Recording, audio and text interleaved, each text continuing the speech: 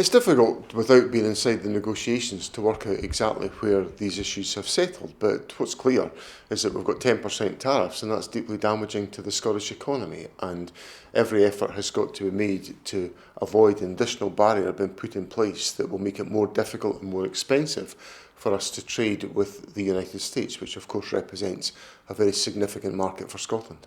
So you weren't pinning blame when you said that? I simply am observing that the UK government should be having no relief at the fact that we've got 10% tariffs. We've got a significant obstacle that's been put in our way, and we've got to do everything we can to try to remove that without jeopardising the legitimate interests of Scotland and our business community.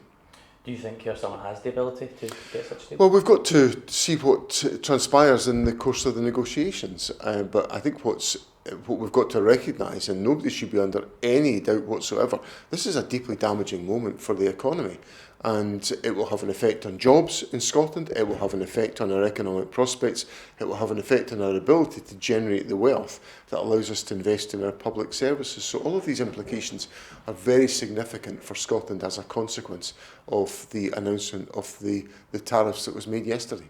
The UK came out pretty lightly compared to other countries, and Keir Starmer has taken a different approach from other countries as well. He's been more reluctant to criticise Trump, and he's putting his hopes on this trade deal. Would you support, if a trade deal doesn't come and we don't see these tariffs away, retaliatory tariffs from the UK on goods from America?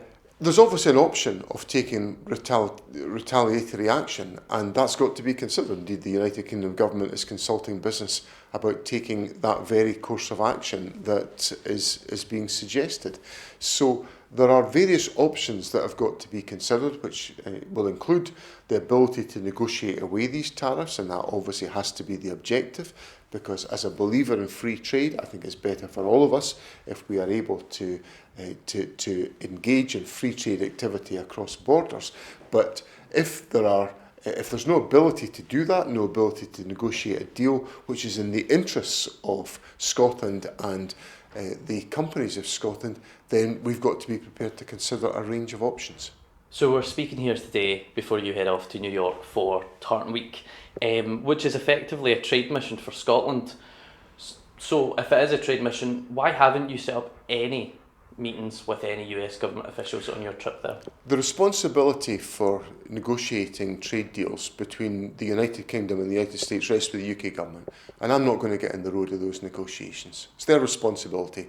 They've got to fix it. What I can do is I can use my time to attract investment directly into Scotland, and that's what I'm going to do. So I've got a series of discussions around a range of sectors: financial services, offshore energy, food and drink, the financial services sector, and I will be using those discussions, digital technology as well, to make sure that I attract into Scotland direct investment. That's the best thing I can do to try to support the growth and investment of the Scottish economy. Now, what we've got in Scotland is a long track record of success in foreign direct investment. Indeed, we're the highest performing part of the United Kingdom, other than London, the South East, for foreign direct investment. So that's what my focus is, to make sure I actually get the investment into Scotland, and the UK government needs to sort out its responsibilities for international trade.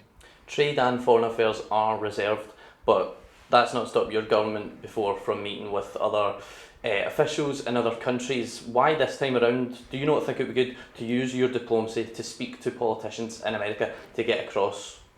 Well, I've done my fair share of that in the course of other discussions that I've had, but what I'm concentrating on this trip is making sure that I have direct discussions with investors, which are developed conversations about getting more investment into Scotland, and that's what I'm going to be spending my time doing.